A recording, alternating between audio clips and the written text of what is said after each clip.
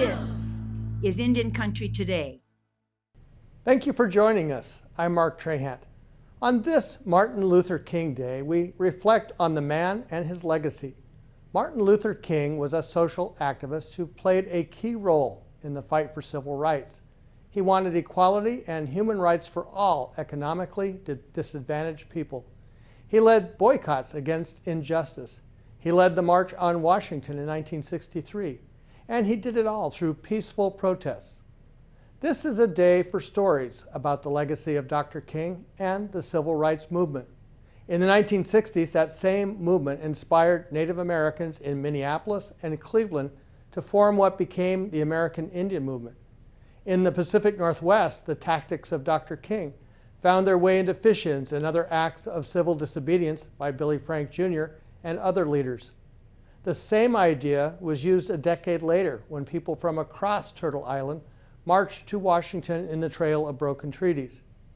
This is a moment when we should consider the difference, however, in acts of civil disobedience and the violence we witnessed last week. At its core, civil disobedience is about love. The idea is to make injustice visible, calling out our better angels. The United States is at a moment of deep division. And this week we begin a new story, a new chapter, with the inauguration of our 46th president, Joe Biden, and the first woman to ever be elected vice president of the United States, Kamala Harris. This incoming administration holds a lot of promise for Indian country. How soon can we expect to see much needed change? And what will that change look like? Joining us today is Fawn Sharp. She is the 23rd president of the National Congress of American Indians. She's only the third woman to hold this position in its nearly 80-year history. In addition to serving as the president of NCAI, she is also president of the Quinault Indian Nation.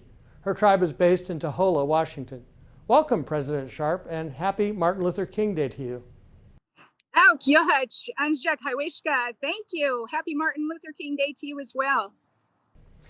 Let's just start by talking about Martin Luther King and any reflections you might have on this particular day. What does it mean to you?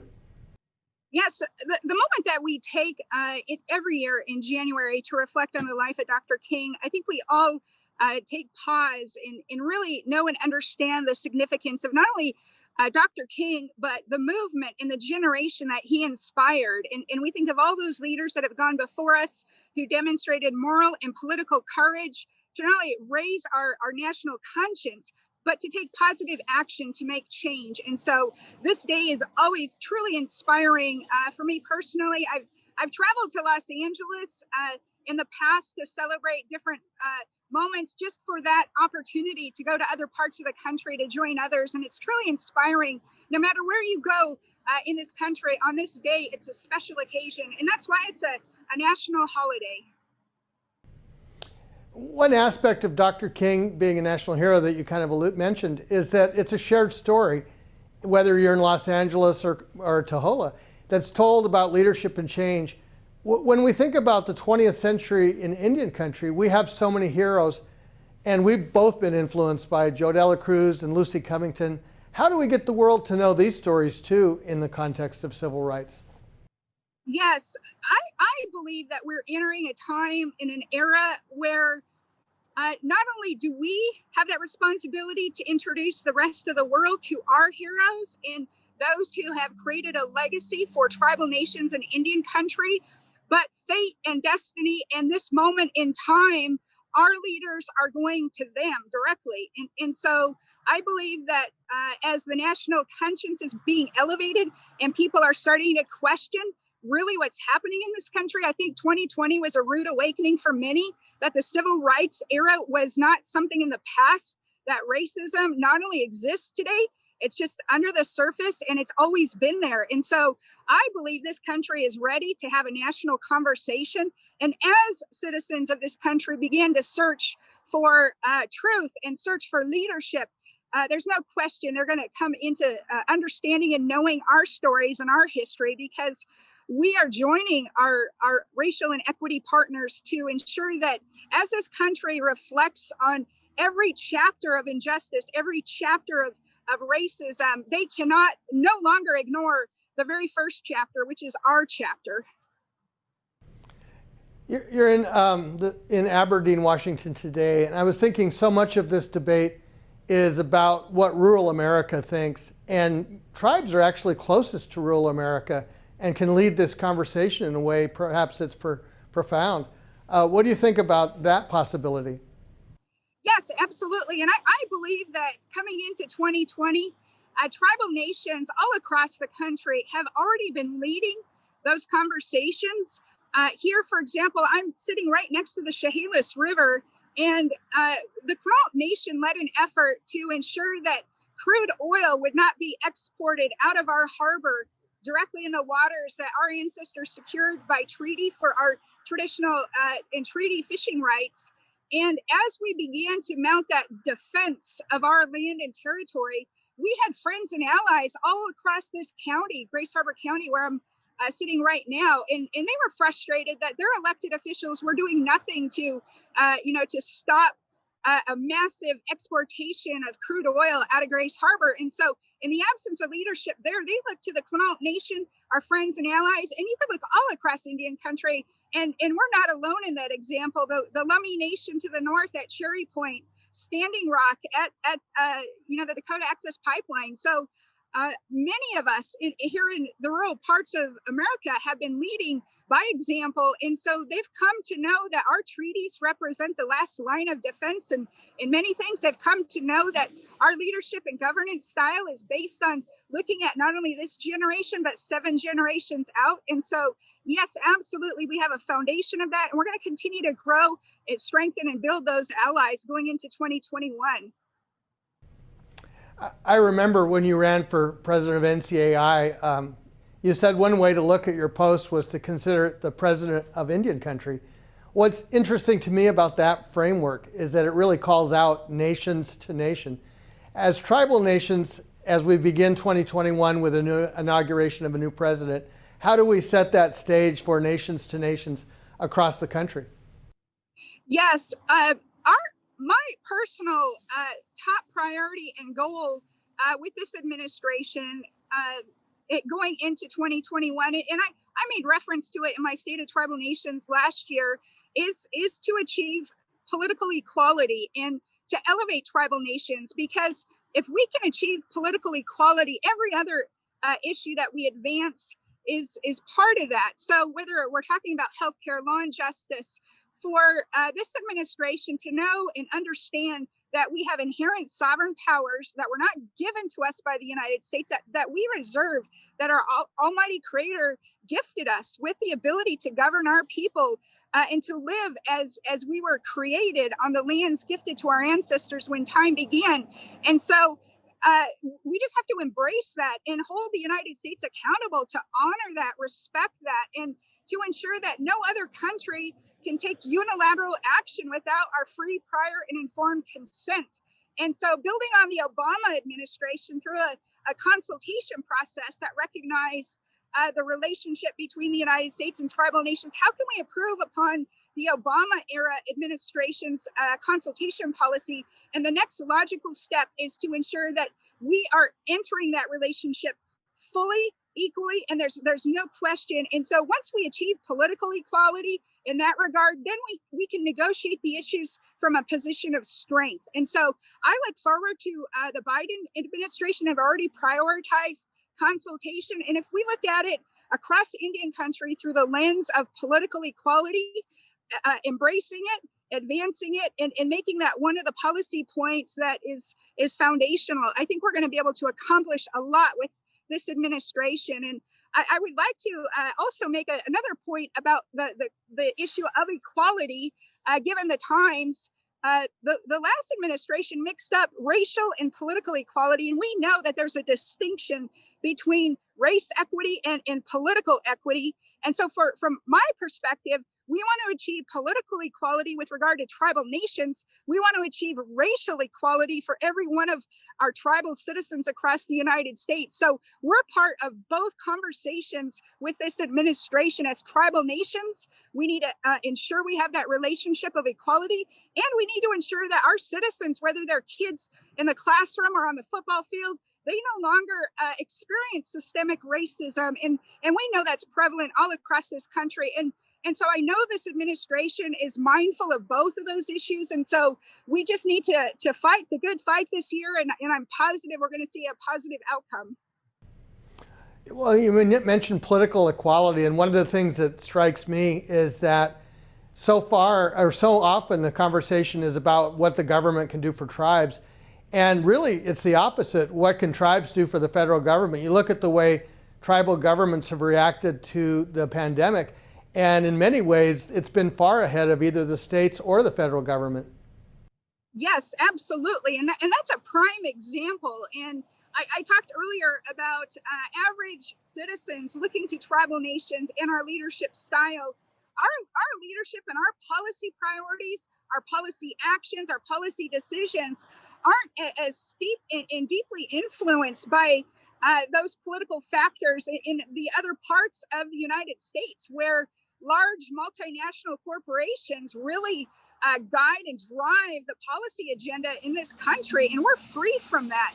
We're free to advocate good public policy, especially around issues like climate change and others, where we're not beholden to these multinational interests. And I think when you look at the last election, the amount of money that's poured into it, the Citizens United case, where corporations are identified as individuals, just that flood of money, dark money, we're free from that. And so, of course, tribal nations, as we set out to make decisions, build strategies, build alliances, not only among our nations here domestically, but certainly internationally, where the rest of the world knows, understands, and appreciates the policy agenda that we're advancing, whether it's climate change or an economic recovery plan in the wake of COVID. The whole world knows we're disproportionately impacted. And so, absolutely, I believe tribal nations can lead the agenda domestically. But as this administration seeks to improve its credibility and reputation globally, tribal nations are uniquely positioned to partner to demonstrate to the entire world that, yes, this way of governing is the right way. Yes, this is reflective of our core values, because we know this country is built upon an example that tribal nations set so early. And so, yes, I'm really looking forward to that part of our relationship with the new administration. Speaking of climate change, President Sharp, you've been a leader on that issue, and you've actually had to deal with the impacts in a really practical way that goes beyond rhetoric. What should the new administration know about the challenges dealing with it on the ground? Yes, and thank you for making that recognition. Just this week, I had to declare another Quinault national state of emergency as sea level rise and the ocean breached into our village of Tahola, our headquarters. I had to evacuate 2 blocks of tribal citizens from their homes, our jail, our courthouse, our community center, the only store in town. In that beautiful roundhouse where Joe Dela Cruz had his office was underwater. And so those are the things that are very real. In this season, our fisheries is declining, and we could point to climate change. And so this administration needs to know and understand that the level of challenge that we're facing on the ground, it far exceeds any public treasury or any resource that Congress might be able to appropriate to render aid to us. It's time for this administration to truly step up and hold those who are directly accountable for the climate impacts, because the scale of this crisis exceeds public resources. We need public-private partnerships. We need international aid and engagement. And so I would like this administration to really know and understand we have melting glaciers, and we're front lines, and we absolutely have to be at the table for policy discussions. We have to be at the table for any funding or resources. It's interesting that new administration's proposing a $1.9 trillion relief bill for coronavirus, including money for states and tribal governments, $20 billion for tribal governments. Why doesn't that same sort of idea approach with climate, where it's an emergency and the resources need to be matched to the challenge? Yes, I've had that same thought. In fact, I had a conversation with some folks as climate policy is making its way here in the state of Washington through our capital and state legislature. There was a proposal for a climate tax or a carbon tax or cap and trade system. And the allocation for tribal nations was 5%. And when we ran a citizen initiative, 1631 here in the state of Washington, it was a 50% allocation. And so, yes, we're co-partners. We manage the resources, but yet we often just get crumbs off the table, and that in and of itself is an injustice. There's an environmental injustice in this country. Tribes are on the front line of fixing things, using our resources, setting good public policy, good science, new and emerging science, but yet we have the least amount of resources. So we're doing more with less every year, and so that is definitely another part of the inequity in the treatment. But tribal nations are firm, we're resilient. I believe we have a lot of leverage on our side, and we just have to come together and unify our voice around these critically important issues at this critically important time. The new administration's already made history with the appointment of Deb Haaland as nominated to be Secretary of Interior. I'm wondering, how do we go beyond that? The new president must fill some 9,000 positions. And have you seen any push to get people appointed across the board? Yes, absolutely. And at NCI, we are certainly making that push. One of the key areas where we know and we've long advocated we need a tribal desk and a tribal office is in OMB, in the Office of Management Budget.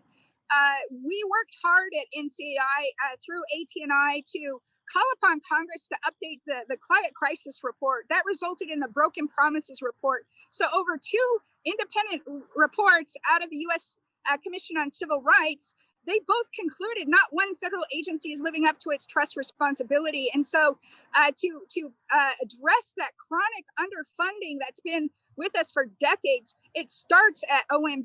We have to be in those negotiations because right now we work with the federal agencies, but our trust relationship is not, Quinault Nation with the Department of Interior or Bureau of Indian Affairs. It's with the United States. And so at the highest levels of budgetary development, we need to have that. We're also pushing for a seat or an office at the State Department on international policy and development. And so we want to ensure that as the world builds policies around COVID, around pandemics, around an economic recovery plan, around a public health care recovery plan, that we're at that table as well. So yes, and there are other positions that we're advancing, but those are key positions.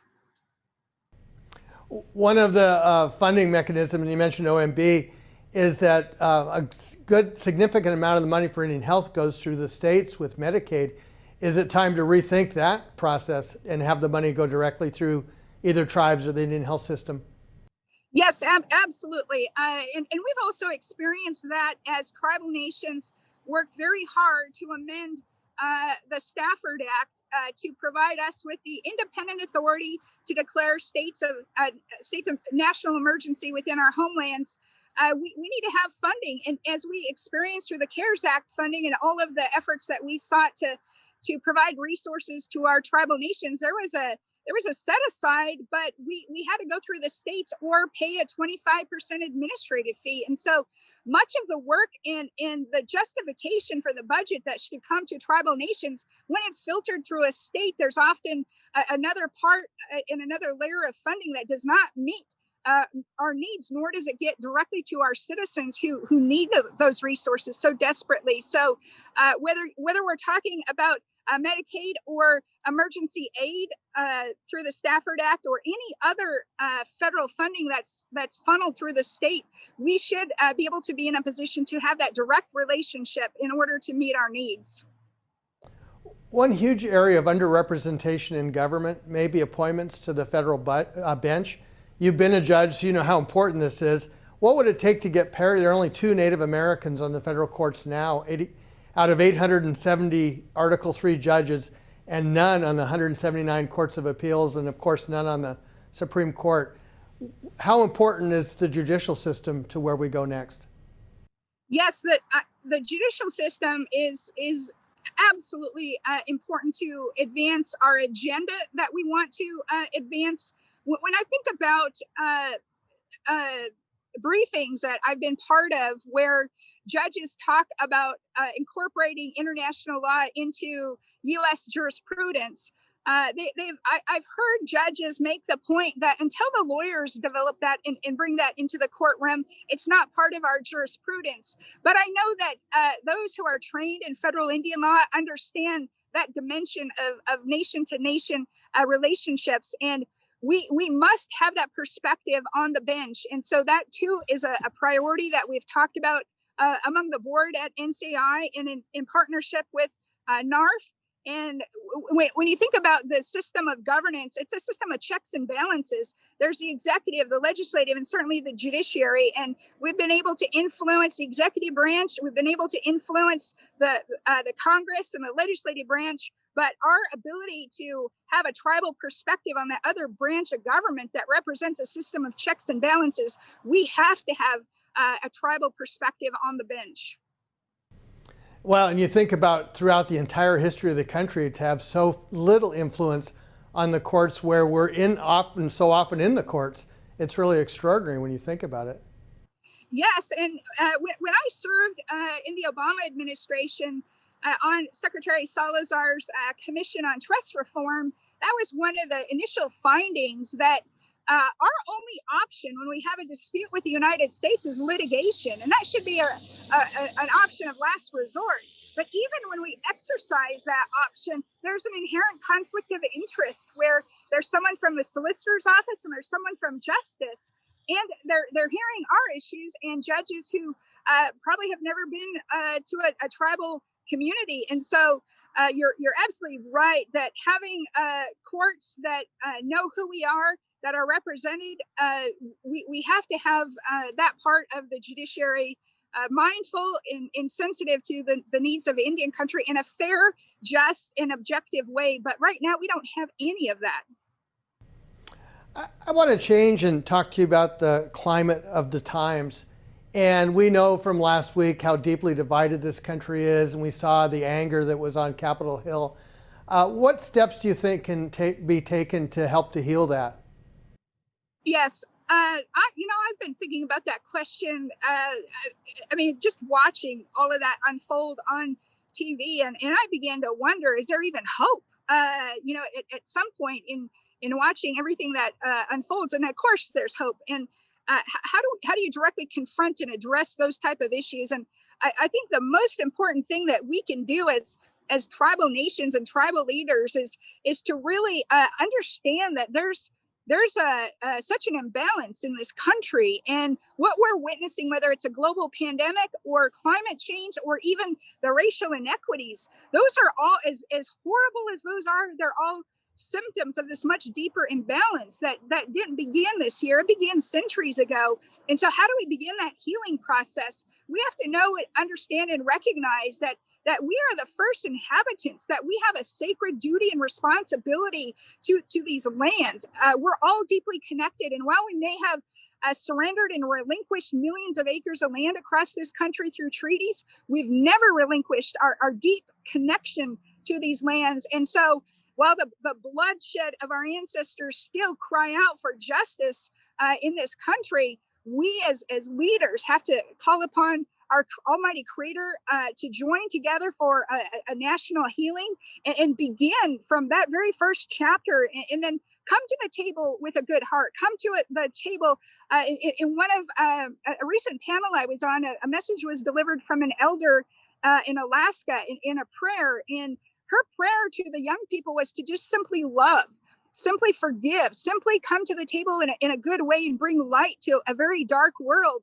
And I think we as tribal nations and our citizens, we know that the drumbeat of our community, of our ceremonies, you can go anywhere in Indian country and hear that drumbeat in our heartbeat. And we just have to embrace that, stand on it, and just bring light to the world in a world that so desperately needs to know and understand that there are places in the United States where there's balance, where there's equity, and it's among the 574 tribal nations in this country. We only have a couple minutes left, but I wanted to ask you a last question, and that is, what gives you the most hope going forward? What gives me the most hope is knowing that we have an upcoming generation of young people that are strong. they're being born into a time and a society where the world couldn't be any darker. Sometimes you wonder, could it possibly get any darker or any worse? But they're being born into a time where the challenges are great. The challenges are heavy. The challenges are a culmination of centuries of injustice. But they're also being born into a time where they're learning their languages from my community here at Quinault. A young child could get into a canoe and go out into the ocean and feel the strength and the power of the most beautiful dimension of who we are as Native people, and that is our spiritual dimension. And so what gives me hope is that upcoming generation is being born into these circumstances, are being called at a time, and we have to honor that. And so that gives me a great deal of hope, because I know they're trained to honor our ancestors and those who have gone before us, but they're our connection to the future. Thank you, President Sharp, for joining us today.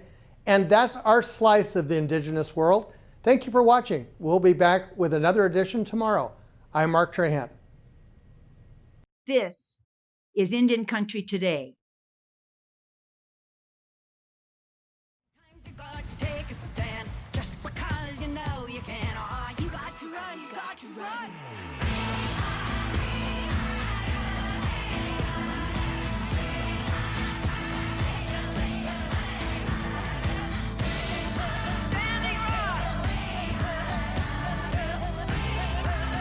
Indian Country Today is recorded at the Phoenix Indian School Visitor Center in Phoenix, Arizona. This is Indian Country Today.